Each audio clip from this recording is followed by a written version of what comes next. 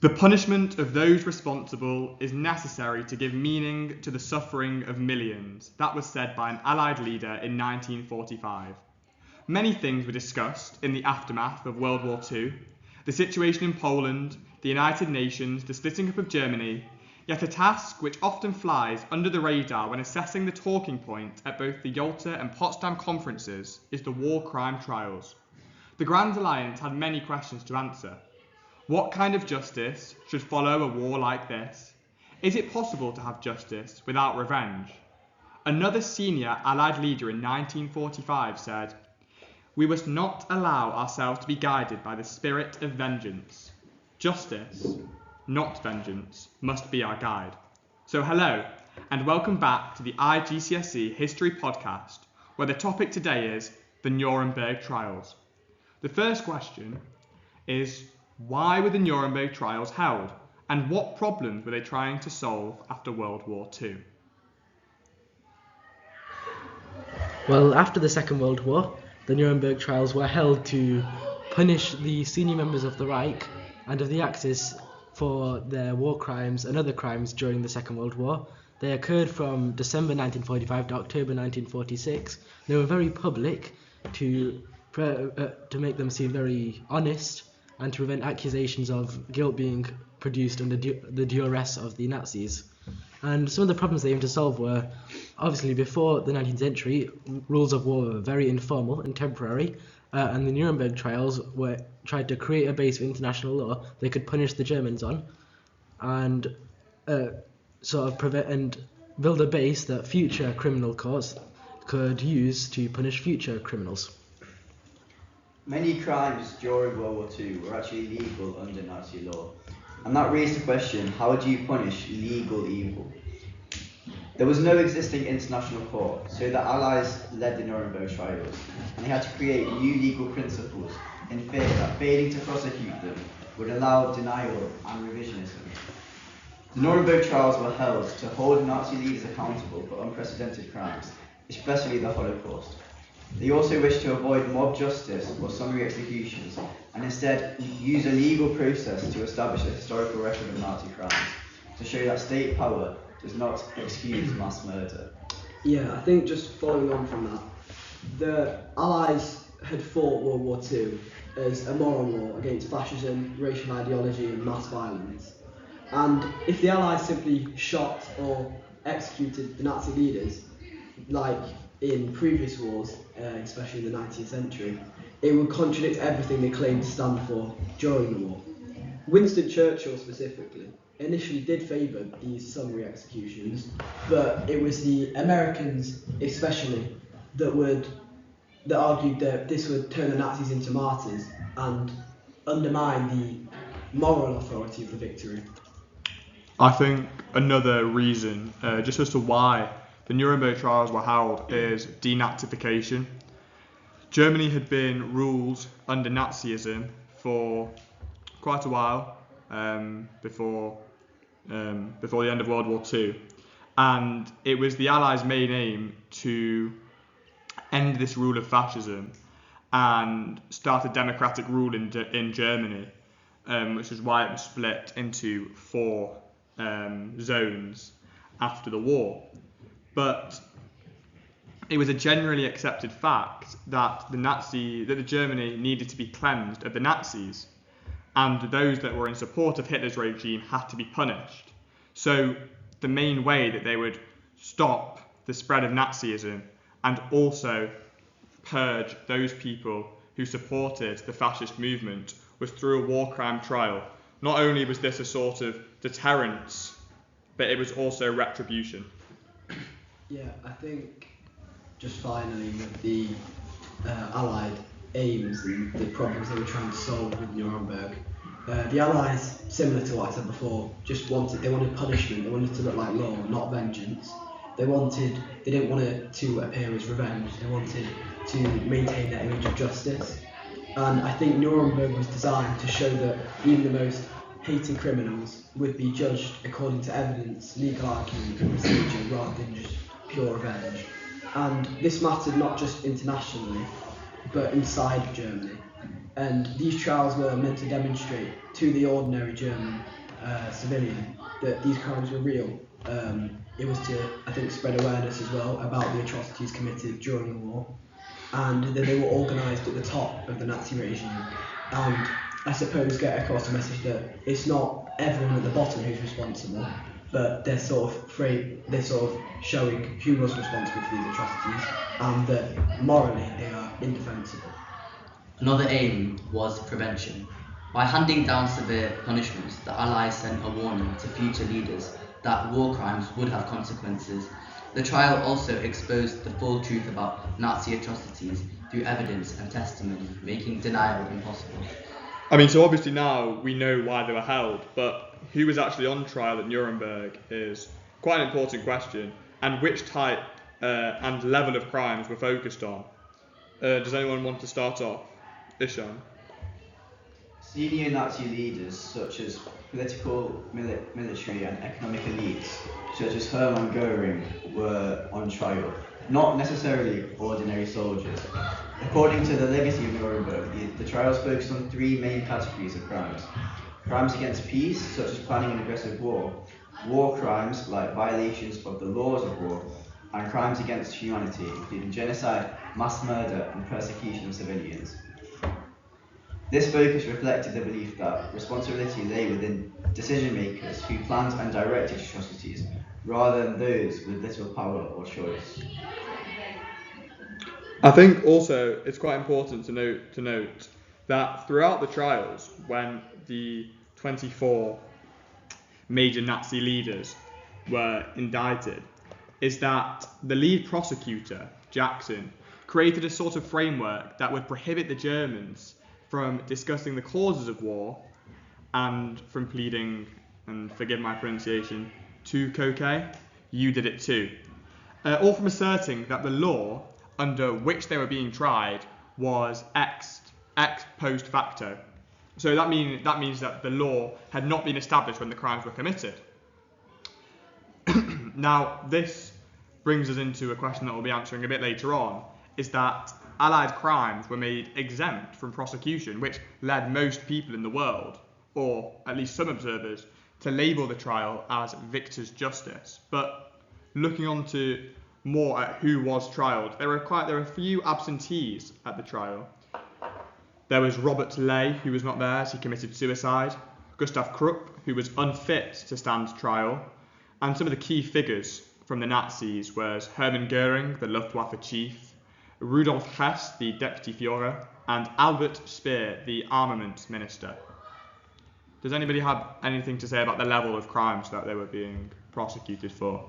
Well, as it was said earlier, they did focus on four main categories, and these were sort of very extremes. They didn't focus on more of the lower crimes and on the individual soldiers or people. They focused on the senior Nazi leaders and the large-scale things they committed, such as their crimes against peace, humanity, their war crimes, and additionally, something new they created, conspiracy to commit the crimes, as in working together to commit these crimes I stated before.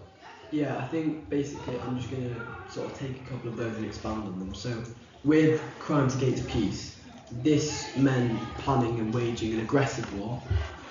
Before Nuremberg, starting a war was considered a political act rather than a criminal act. And the prosecutors at the Nuremberg Trials argued that the aggressive war was the supreme international crime because it made all other crimes possible during a time of war.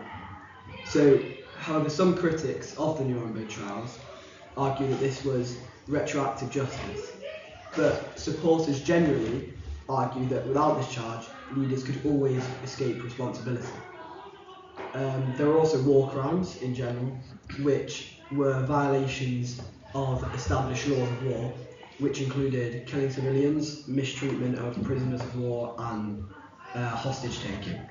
And these were legally, surprisingly, the least controversial charges, because these were ones committed by even low-level soldiers, whereas Nuremberg was mainly focused on the top-ranking Nazis' crimes. However, it's important to note that at Nuremberg, this is where war crimes were first sort of internationally published and the foundations of them were laid out so people sort of understood for the future the rules of war compared to 19th century and obviously early 20th century warfare. I also think that it was the meticulous nature of the Allies filing through evidence which sort of changed the course of war trials, and it was seen at Tokyo, and they did a sort of similar thing.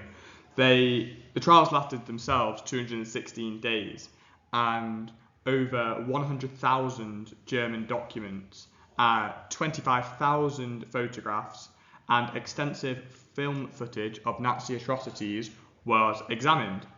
Now, just summing up this question, by the end, 12 Nazi leaders were sentenced to death, 3 to life imprisonment, and 4 to prison for a period of 10 to 20 years. 3 were acquitted. And the highest ranking Nazi official alive at the time, which was Hermann Göring, died by suicide shortly before his execution. Moving on to the next question, and this is the sort of main talking point of today, and a bit of a discussion, which is, were the Nuremberg trials fair, or were they just an example of victor's justice? I think you could make a case on both sides. The defendants had lawyers and they were allowed a free trial which was open to the public, showed to the public. However, the judges came from one of 4 countries, the US, UK, France or the Soviet Union. So the outcome could be argued to be rigged. Also, only Axis crimes were prosecuted when you could argue the crimes of Hiroshima, Nagasaki and the Dresden bombings were equally as significant as some of the Nazi crimes. And it can be argued that it was rigged in the way that it was held by the Allies, but they themselves weren't put on trial for things that they did, even though they did some things that they were accusing the Nazis of. Yeah, I think you make a very good point, but I'd like to just quickly zoom in on a certain, specific, less spoken about example of the Katyn massacre, which was committed by the Soviets, and they tried to frame it on the Nazis. So, just a summary of it, in 1940, the Soviets executed around 22,000 Polish officers and intellectuals in the Katyn forest and other locations in Poland. This was a deliberate attempt to destroy Poland's leadership class. During the war, the Soviets blamed the massacre on the Nazis, and Nuremberg, what was previously said about it being rigged or potentially completely swayed against the Axis, the Soviets continued this lie, despite knowing full well that it was false. And the Western Allies, who likely also knew that they were lying, quietly avoided the issue to preserve unity and basically put all the aggression and opposition onto the Axis powers, and especially Germany. And I think what we really see from this is the massive underminement of the complete moral neutrality at Nuremberg, as there's clear taking of sides and unfairness. However, hypocrisy doesn't equal innocence. The fact that the Allies committed crime does not negate the guilt of the Nazi leaders. So, obviously, the Nuremberg trials were necessary, and at the end of the day, I think you can argue that the Nazi crimes were significantly worse, especially in certain aspects like the Holocaust, for example, and the mass genocide of certain ethnic groups. I think it's quite important with a question like this to step out from looking at a script or just all the facts on the table and just think about it a bit more logically. I think that first, anybody who goes on trial after losing a battle or failing in a revolution is going to be a victim of victor's justice. It's inevitable. 1, because there is a sort of resentment towards the people who are being punished from the victors. But 2, and especially in a case like Nuremberg, where new laws were created and new crimes were created to punish the Germans with and to attribute to the Nazi officials, I think that there's obviously going to be a case of victor's justice here. I really liked what was said by Zach about hypocrisy not equaling blamelessness and innocence. Obviously, both sides committed atrocities, but a war is a war is a war. On both sides of a war, unless it's a Cold War, there's going to be deaths, and there is going to be reasons why people can be indicted for certain things. Whoever wins is going to be victor's justice. I think the question is, or the better question is, to what extent was it victor's justice? Was it victor's justice to the sense that everything will be victor's justice in this sort of winning of a battle, or was it a key example of victor's justice which shouldn't be done again?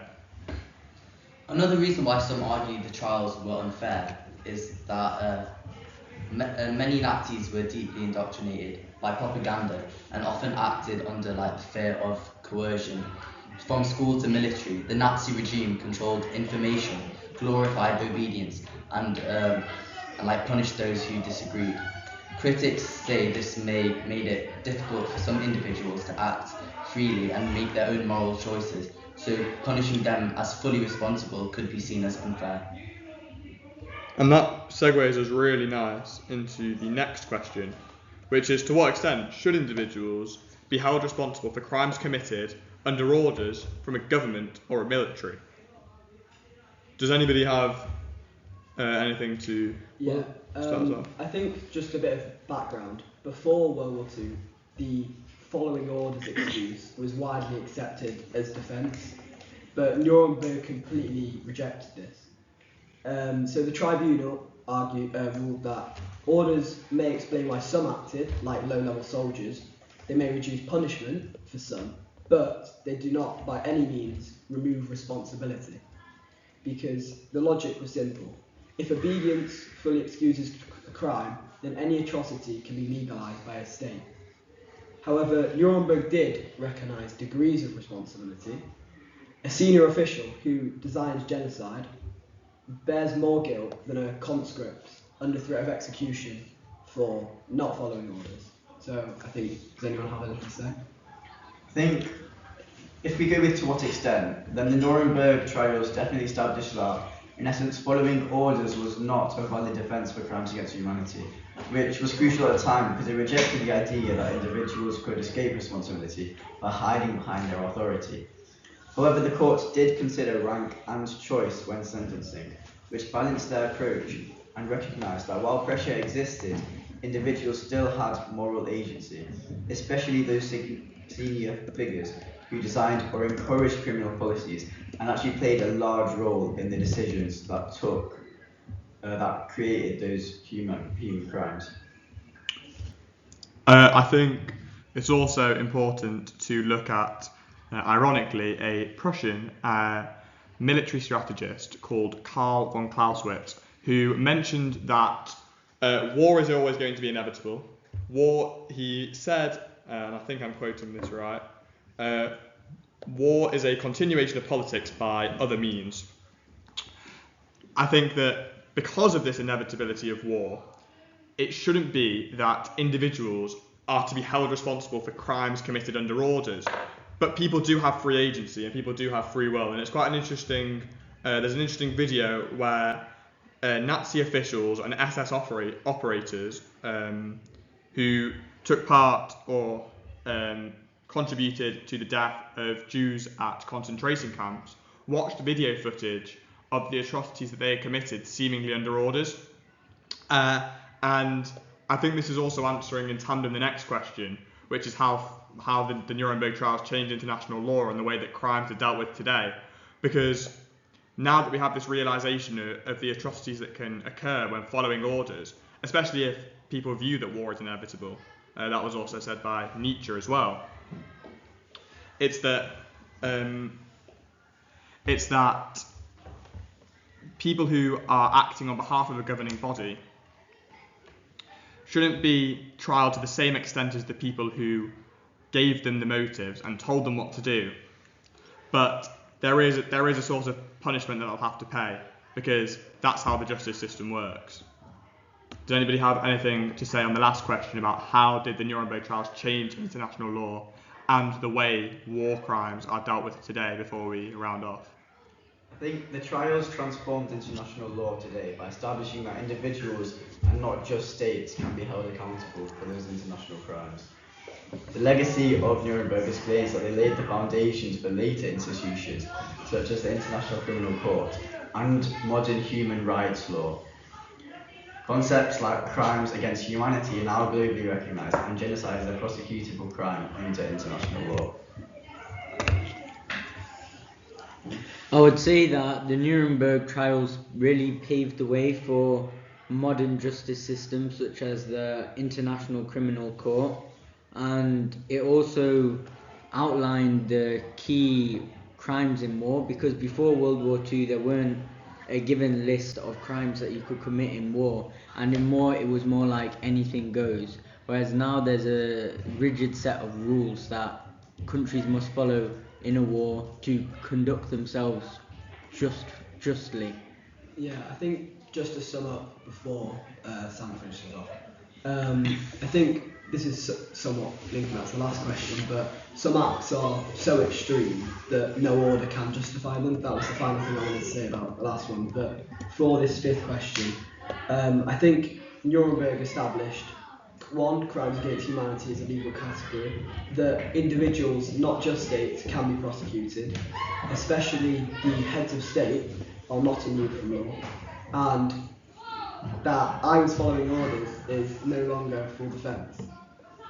So these four principles directly influenced, I'd say, three main things following the Nuremberg trials: the Genocide Convention of 1948, the International Criminal Court, as previously mentioned, and a specific example being the war crime tribunals in both Yugoslavia and Rwanda. That said, enforcement does remain uneven. Powerful states, unfortunately, often avoid prosecution, while weaker states are targeted, as sort of mirrored by Nuremberg. Okay, just to round us off, the question in June 2024, which the Nuremberg trials could be used to answer in the IGCSE, was describe how Germany was denazified, and an example of that could be the Nuremberg trials. Thank you very much for listening today. We hope you've got an overall view of what the Nuremberg trials were. Was it an example of victors' justice? Why were they held? Who was tried? And how they changed international law forever, really. Thank you very much for listening, and see you again next time.